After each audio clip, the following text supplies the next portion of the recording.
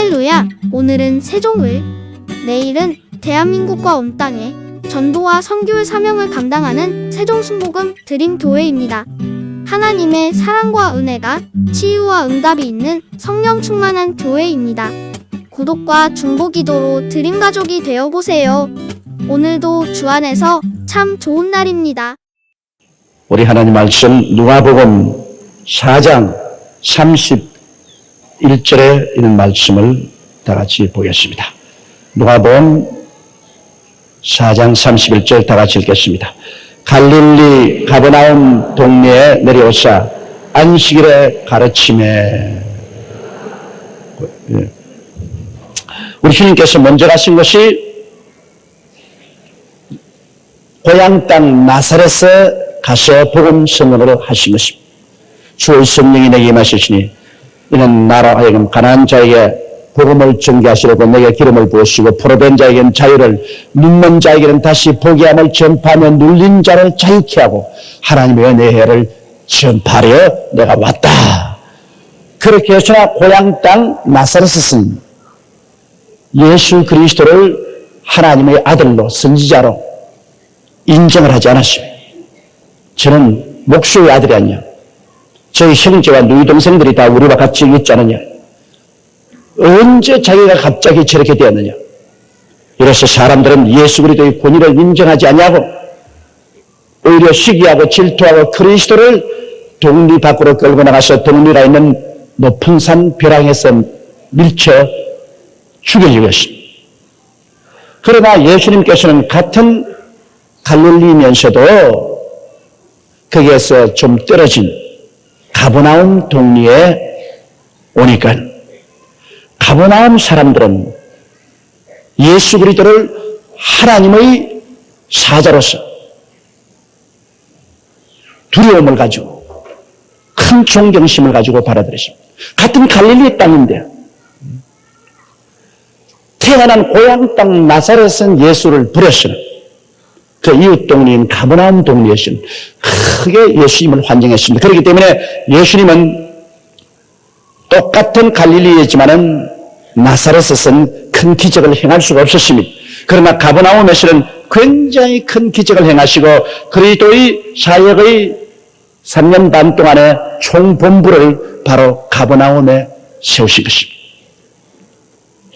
보십시오. 똑같은 갈릴리 지역이지만 예수님을 인정 안 하는 곳에서는 그리스도께서 역사하실 수가 없었습니다만 예수 그리스도를 인정하는 곳에서는 예수님께서 큰 기사와 이적을 행하시고 주님께서 그곳에 기쁘게 거하시기를 원하셨습니다. 이처럼 오늘날도 꼭 한 가지입니다. 예수 그리스도를 인정하면 그리스도가 큰 역사를 베푸셔도 예수님을 인정하지 아니하면 그리스도가 큰 역사를 베푸실 수가 없었습니다. 그러니까 나아가서 예수님께서 우리의 삶을 책임지시고 우리의 생활의 모든 저주를 다 제하시고 아브라함의 복을 주신다는 것을 믿으면 또 그만큼 주님이 역사해 주시다. 그리고 예수 그리스도를 통해서 우리가 영원 천국에 가는 것을 믿으면 말할 필요 없이 주님이 그렇게 해주시는 것입니다.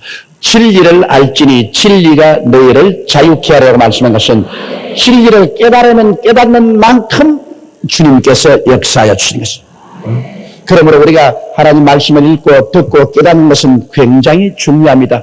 깨닫는 것만큼 우리가 알고 믿고 순종하면 주님이 그것만큼 일하는 것입니다. 그러므로 주님은 나사렛 땅에서는 큰 기적을 행할 수가 없었으나 가버나움 땅에서는 크게 역사할 수가 있었습니다.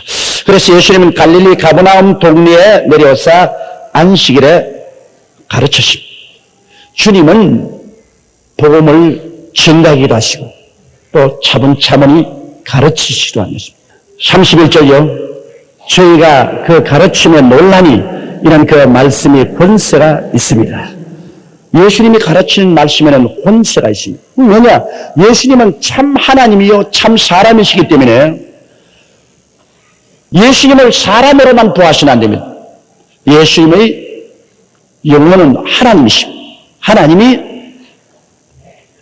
그리스도가 예수라는 몸을 입고서 오시게 됩니다. 몸을 볼 때는 그분은 요셉과 마리아의 아들이에요. 목수의 일을 하신 분 같이 보이지만은 그 속 사람은 하늘과 땅과 세계와 그 가운데 모든 것을 만드신 창조주 하나님이신 것입니다. 그러므로 예수께서 말씀하시니 말씀에 권세가 있습니다. 위엄이 있습니다. 하나님 말씀은 두 날 가진 금보다 예리하여 혼과 영과 및 관절과 골수를 짜게 해야 됩니다. 말씀을 들을 때 마음속에 파고 들어와야 돼요.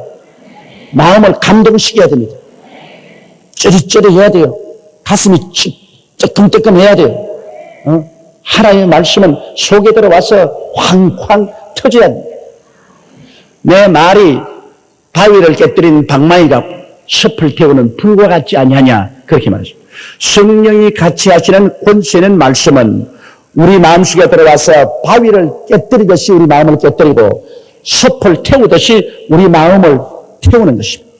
이와 같은 역사가 있어야만 합니다. 그 다음 33절에요. 회당에 더러운 귀신 들린 사람이 있어 크게 소리질러 가로되.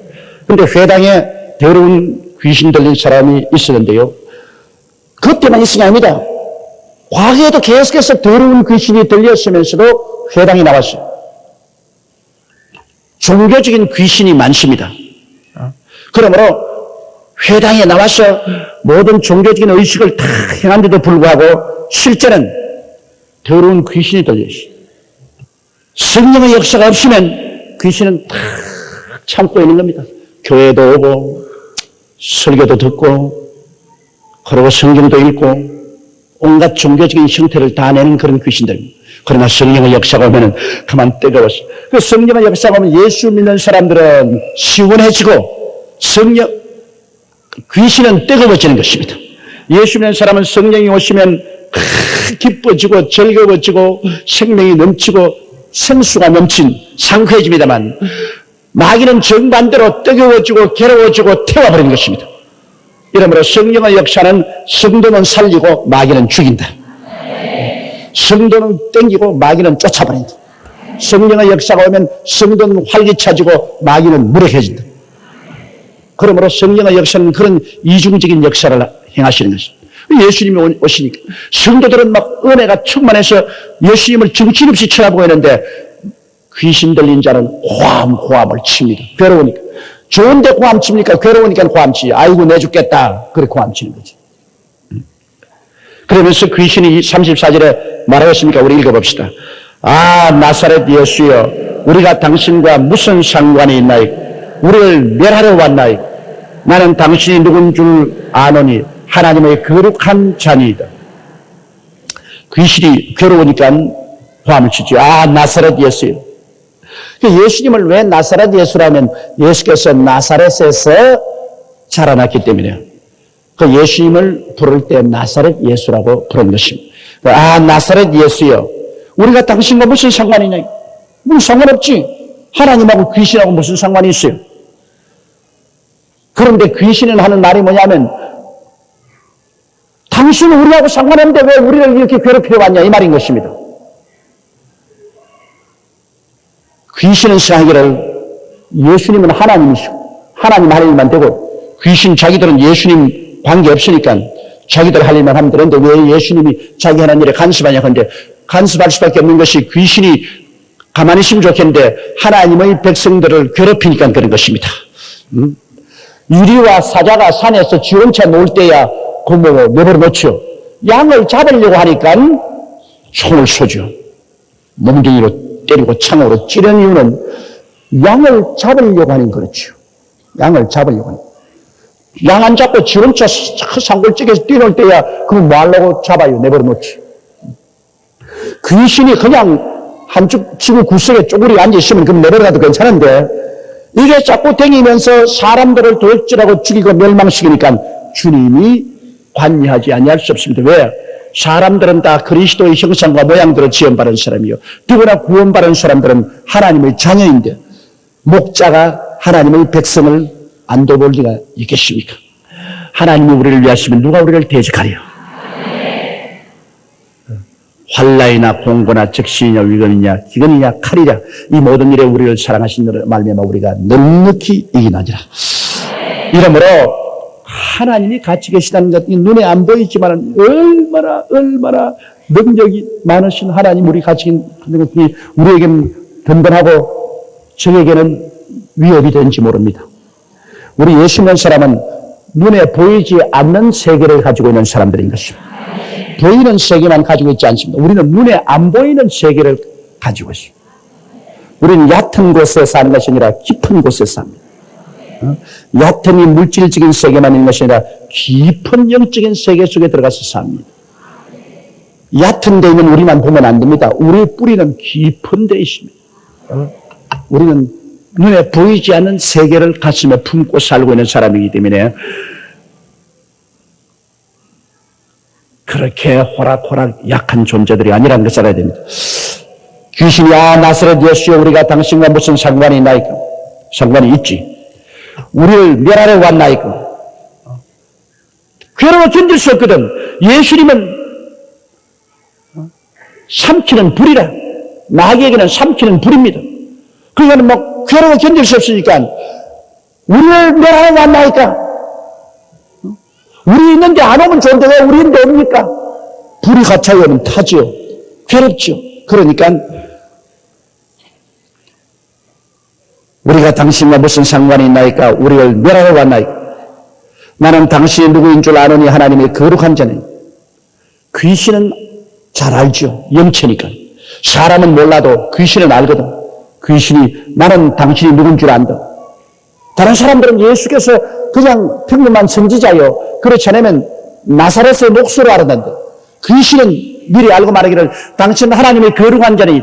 하나님의 거룩한 자라는 것은 하나님의 아들이라 그 말씀인 것입니다. 나는 당신이 누군지 압니다. 당신은 하나님의 아들입니다. 그럼 이 보십시오. 예수 그리스도의 복음은 귀신을 쫓아내게 되어 있는 것은 예수님은 귀신을 태우는 불이라. 그리스도의 복음이 성령으로 전파되면 개인이나 가정이나 교회나 집단 사회에서나 귀신이 쫓겨나게 되어 있는 것입니다.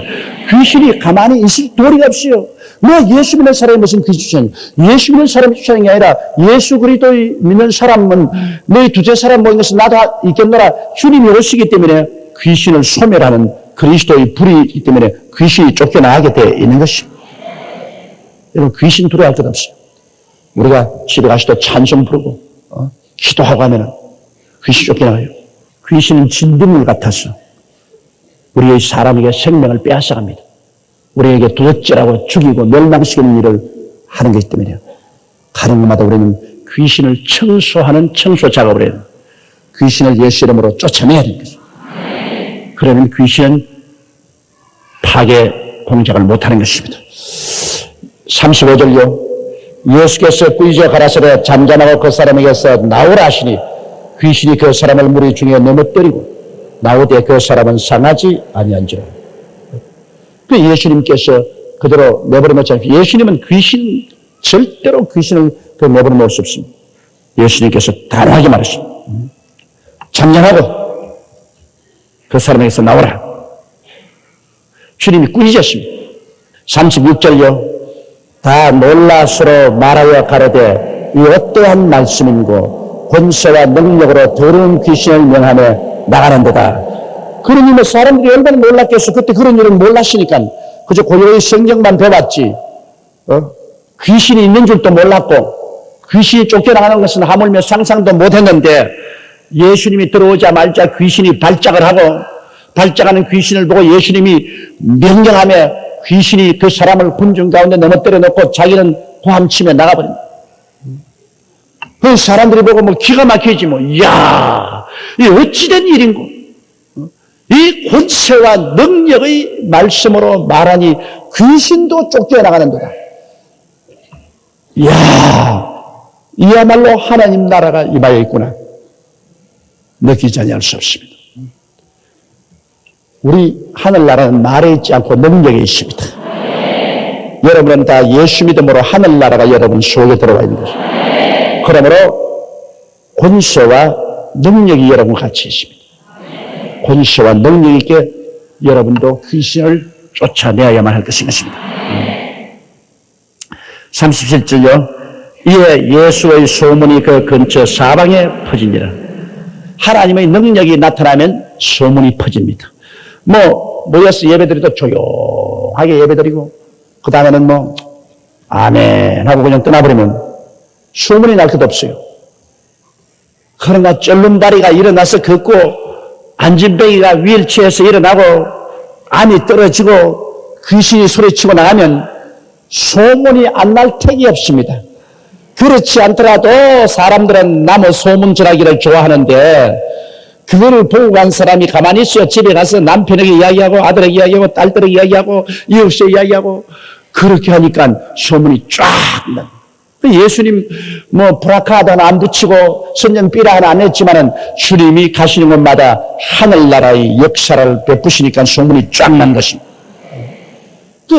하늘나라가 임하시면 이런 역사가 일어나야 돼요. 하늘나라가 임하시는데 마귀가 쫓겨나가지 않을 수가 있겠습니까? 마귀의 일이 청소되고 하나님의 영광이 나타나야죠. 그리스도의 복음은 말에 있지 않고 능력에 있는 것입니다. 말쟁이들이 모인 것이 기독교 복음이 아닙니다. 능력이 나타나는 것이 기독교 복음인 것입니다. 능력이 나타나서 죄가 튀어나가고 귀신이 튀어나가고 악한 자가 변화를 받고 병이 낫고 기적이 일어나고 영혼이 잘됨같이 범사에 잘됨에 강건하고 생명을 얻되 넘치게 하는 역사가 일어나고 이렇게 해야 소문이 나죠. 38절요. 예수께서 일어나 회당에서 나가사 시몬의 집에 들어가시니 시몬의 장모가 중한 열병에 붙들린지라 사람이 저를 위하여 예수께 구하니. 39절 계속해서요. 예수께서 가까이 있어서 열병을 꾸짖으신데 병이 떠나고 여자가 곧 일어나 저희에게 수종드니라. 가버나움에 가면 베드로의 장모의 집이 있습니다. 지금도 그 가면 베드로의 장모의 집태가 그대로 남아있어. 가버나움에 가면. 그런데 예수께서 일어나서 회당에서 나가가지고서 시몬 베드로의 집에 들어갔습니다. 들어가니까 그 장모가 중한 열병에 붙들린지라. 열병이라면 장티부스입니까? 장티부스를 열병이라고 하지 않습니까? 장질부스.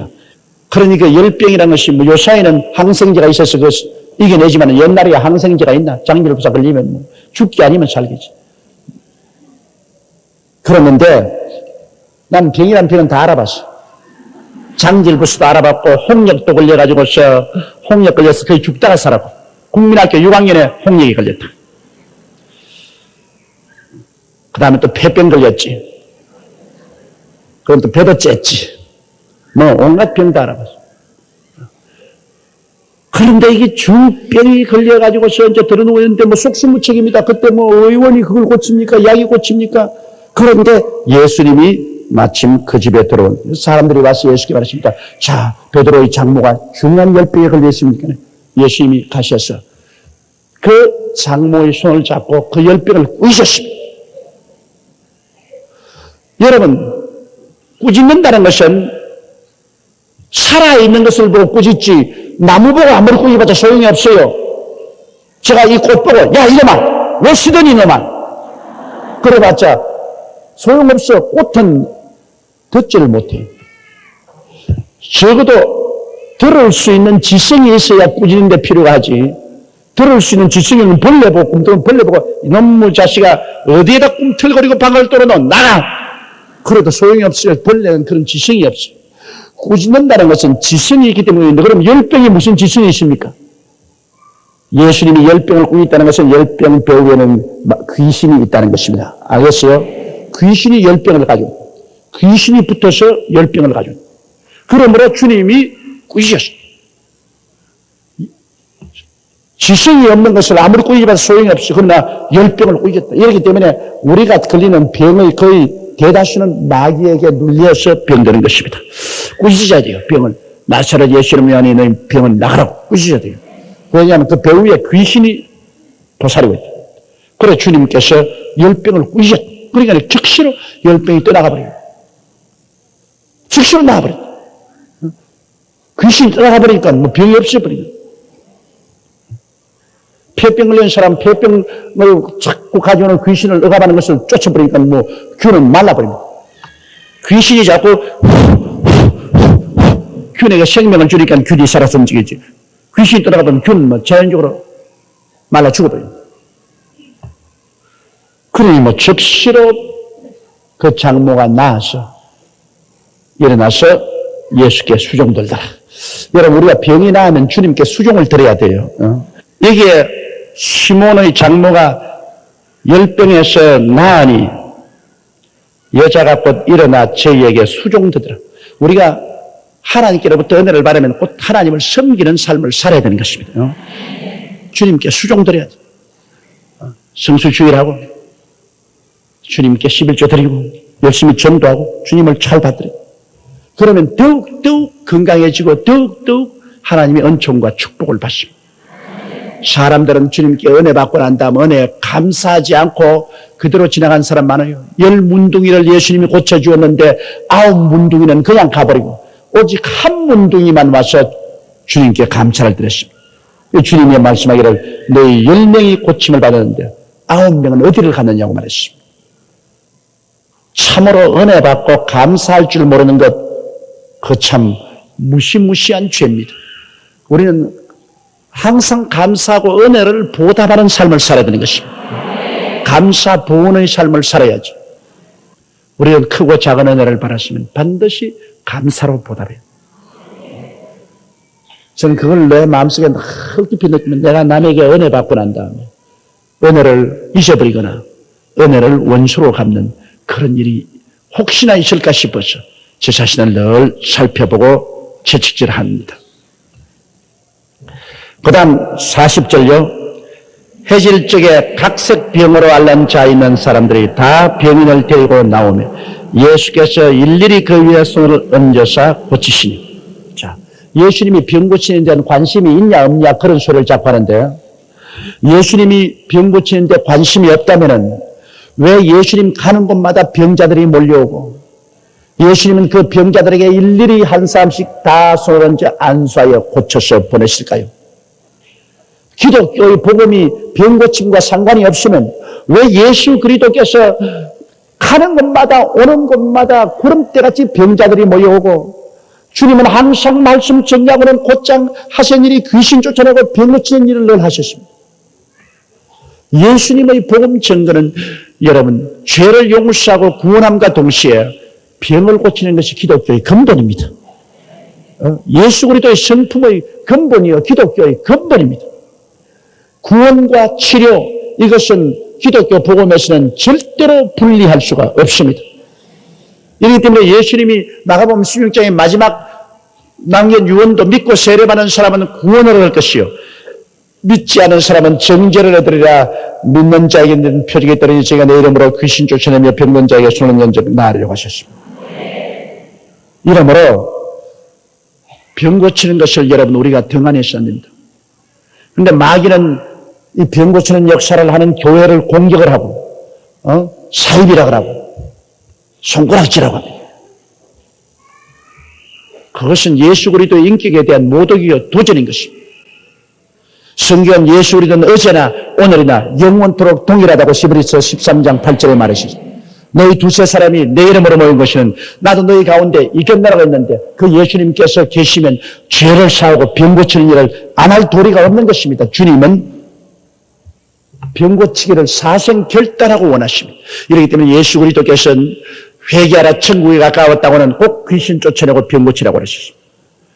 12제자에게 70인의 제자에게 그렇게 말하고 마지막 유언으로 남겼고 그리스도께서 부활하셔서 성령으로 오셨을 때는 제 아들을 통해서 크게 병 고치는 역사를 베풀었습니다. 병은 주님께서 미워하십니다. 그렇기 때문에 병을 대신 갚으려고 주님이 채찍에 맞아 덩어리가 갈개에 찢어졌죠. 우리 연양을 친히 담당하시고 병을 짊어지고 가시다고 그랬습니다. 그럴 정도로 주님은 병에 대해서 억척같이 주님은 치료하려고 달라들으셨습니다. 주님의 소원을 안다면 우리가 병자를 위해서 기도를 해야지. 그리고 병이 나을 걸 믿어야죠. 끝까지 낙심하지 말고 끝까지 우리도 억척같이 병 낫기를 위하여 기도하시기를 주의 이름으로 축원합니다. 해질적에 지역지역쯤 되니까 온갖 병 앓는 자들이 사람들에게 전부 피어서 들려서 예수께 오며 예수께서 일일이 손을 얹어서 고쳐주시는 것입니다. 기독교회는 성령의 능력으로 못 고치게 되려면 병원이라도 세워서 고쳐야 되는 것입니다. 치료하는 것이 기독교 복음이기 때문에. 그러므로 여러분 기독교 복음이 증거된 것마다 병원이 세워지지 않습니까?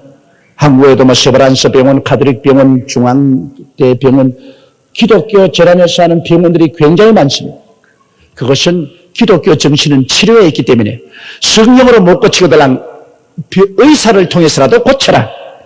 기독교 복음은 치료하는 복음이다. 구원의 복음과 치료의 복음, 이것은 기독교 복음에서 손바닥과 덩어리와 한 가지인 것입니다. 분리할 수 없는 것입니다. 41절요. 여러 사람에게서 귀신들이 나가며 소리질러 가로되 당신은 하나님의 아들이니이다. 예수께서 꾸짖으사 저희의 말함을 허락지 아니하시니 이는 자기를 그리스도인 줄 알미니라. 귀신이 여러 사람에게 붙어 있다가 나갈 때는 꼭 고함을 치고 나간다. 귀신은 별로 사람 속에 붙었던 귀신이 조용하게는 안 나갑니다. 사람에게 붙어있던 귀신이 나갈 때는 고함을 치고 나갑니다. 욕을 하고 나가든지 발후둥을 치고 나가든지 고함을 치고 나갑니다. 귀신. 예수님께서 많은 사람의 속에는 귀신을 쫓아내니까 귀신이 나갈 때마다 당신은 하나님의 아들이다 하고 고함을 치니까 예수님이 그 말을 못하도록 잠잠하게 했습니다. 왜냐? 예수님은 하나님의 아들이지만은 십자가에 못 박여 죽기 위해서 오셨기 때문에 십자가에 죽었다가 부활하시기 전까지는 그리스도가 당신 하나님의 아들이라는 것을 드러내기를 원치 않으셨습니다. 하나님의 어린 양 제물로서 오셔서 주님은 우리 위해서 죽고 부활하시고 난 다음 만왕의 왕 만주의 주로 드러나시기를 원하시죠. 미리 귀신들을 우리 예수님은 하나님의 아들이라고 고함을 쳐가지고서 우리 주님께서 시행해야 될 십자가 죽음의 대속의 은총을 하지 못하는 그런 회방을 받기를 원치 않으시기 때문인 것입니다. 42절요. 날이 밝으며 예수께서 나오사 한적한 곳에 가시니 무리가 찾다가 만나서 자기들에게서 떠나시지 못하게 만류하며 예수님은 새벽 일찍이 산에 올라가서 기도를 하셨습니다. 그 새벽 기도가 예수님께로부터 출발한 것입니다. 이 외국에는 새벽 기도가 없는데 한국이 새벽 기도를 처음 적극적으로 시작한 나라인데 그런데 성경에 가보면 예수님께서 언제나 이런 새벽에 일어나서 새벽 기도했어요. 참 새벽 기도 지도기하기는 우리 최하실 목사님이 지도기 했는데요. 제가 불광동에서 교회 개척할 때는 그때 나이도 어리고 지금 생각하면 내가 그때 뭘 알고 설교를 했는지 모르겠어요. 23살에 전도사가 돼가지고서 설교를 했다. 23살에. 그러니 뭐 23살에 막 온갖 점전을 다 빼고 그래가지고서 23살 때부터 제가 복음을 전했어요. 그런데다가 몸은 약하지 영양실조에 걸려가 자꾸 영양실조에 걸리면 졸음이 옵니다. 자꾸 졸음이 오지 몸은 허약하지. 그런데 새벽 기도는 늘상 나오라 근데 새벽에 나가면 얼마나 추운지 천막교회 그냥 막 바람이 막 불고 막 아이들은 추워서 견딜 수 없는데 그때 뭐 외투가 있나 내복이 있나 여러 옷 그대로 있고 그런데 최하실 목사님 그때 내가 막 못 견디겠어. 새벽에 와가지고서 잠 좀 잘라면 4시 반에 와서 문 똑똑똑똑 누구요? 나다 새벽 기도 가자. 아이고 좀 짧게 오늘 아침에는 전도사님이 하세요. 그러면 내가 뭐 남자인가? 와. 그러다가 안 나오면 뭐 인전사정 없이 다우로에다가 큰 찬물 얼음물에 다우로를 적셔가지고서 그걸 너무 자는데 나한테가 탁 덮으시면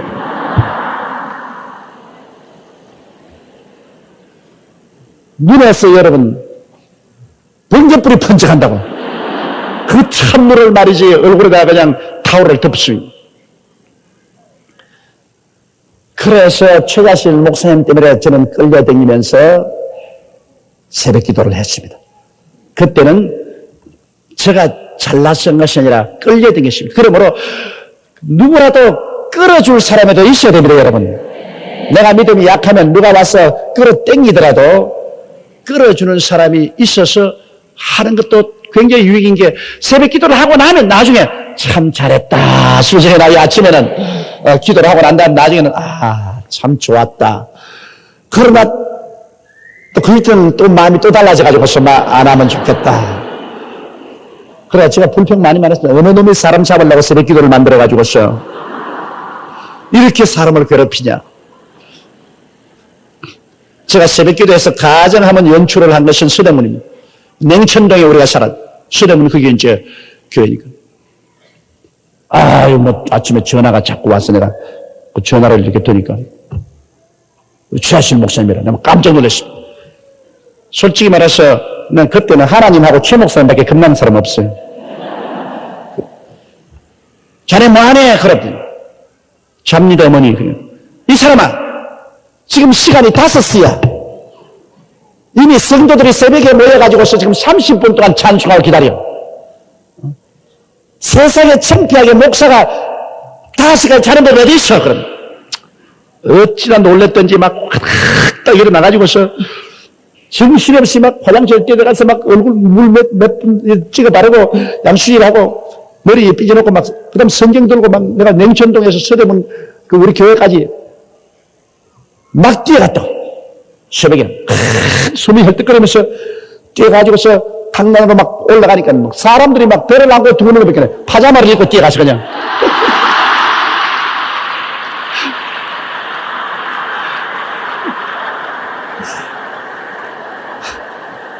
어찌 급한지 뭐 옷 입는 것도 잊어버렸던 거예요.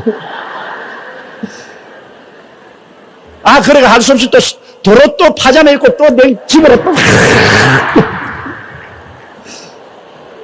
또 집에 와서 옷 갈아입고 돌아오니까 새벽기도 다 끝났어 벌써.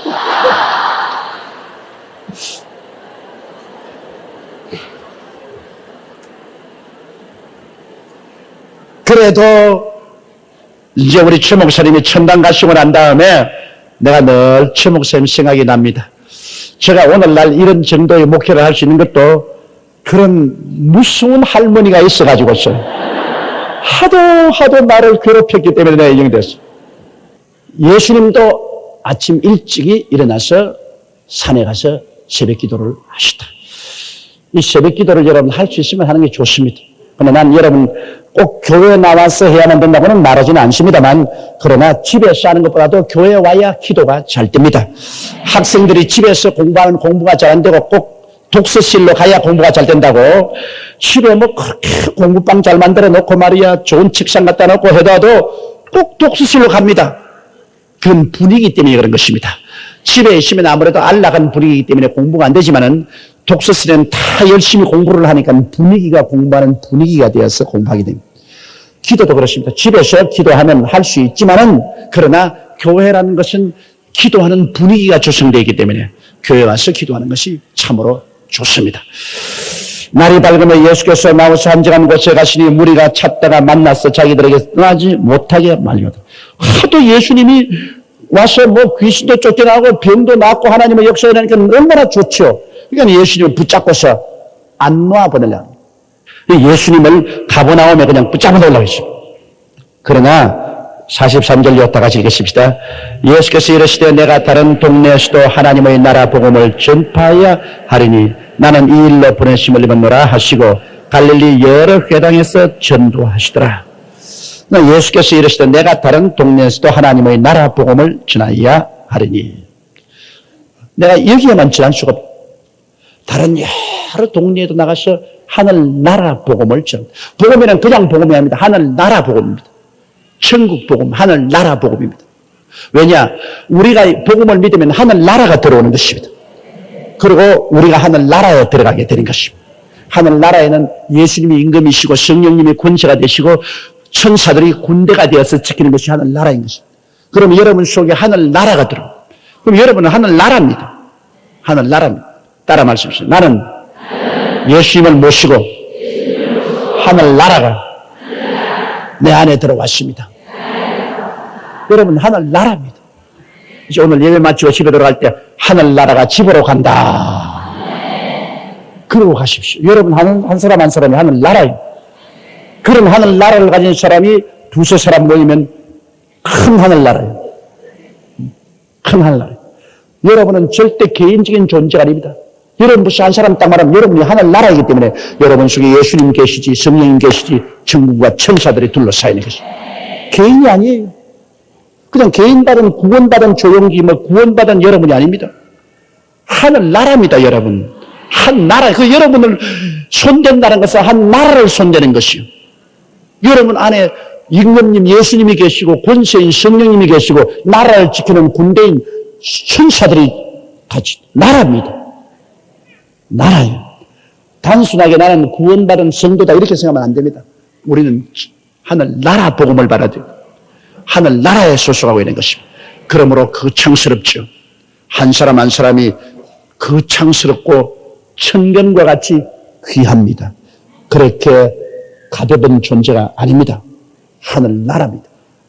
그래서 예수님께서 하나님의 나라 복음을 전하여 하리니 나는 이 일로 보내심을 입은노라 하시고 갈릴리 여러 회당에 전도하셨습니다. 요사이야 비행기가 발전되었지요.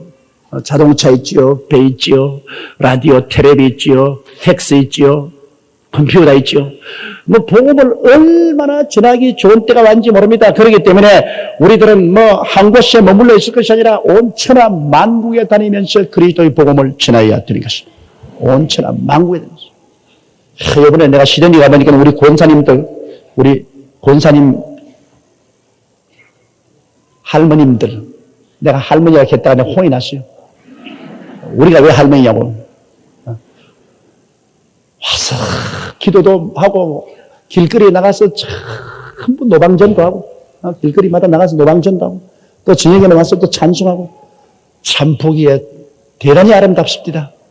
야, 우리가 언제 이렇게 됐나? 우리가 이 머나먼 나라까지 와서 우리 권사 할머님들조차도 길거리 가서 노방전도 하고 전도진을 하죠. 제가 옛날에 서대문에 있을 때 그런 날이 온다고 예언을 했는데 그때 사람들이 전부 다 웃었습니다. 꿈 같은 소리 한다고. 그런데 그 꿈이 오늘날 이루어지게 된 것입니다. 이러므로 여러분들도 부지런히 일하시고 돈을 모았다가 1년에 한 번쯤은 저를 따르십시오. 한 번씩 저희 복음 전도 따라가서 노방전도도 좀 하고 전도지도 좀 나눠주고 하고 기도도 좀 하고 국제적으로 좀 놀아봐야지. 요사이 국제화 세계화라 하는데 복음도 좀 국제화 세계화를 한번 해보면 속도 시원하고 좋습니다. 우리는 이 땅에 살아있는 목적이 그리스도를 전하기 위한 것입니다. 그 이외에는 이미 우리는 완성된 것입니다. 이미 우리는 예수 믿고 구원 받았으니 천당은 반드시 갑니다. 오직 이 땅에 남아있는 것은 더 많은 사람에게 복음을 전하기 위해서 우리가 남아있는 것입니다.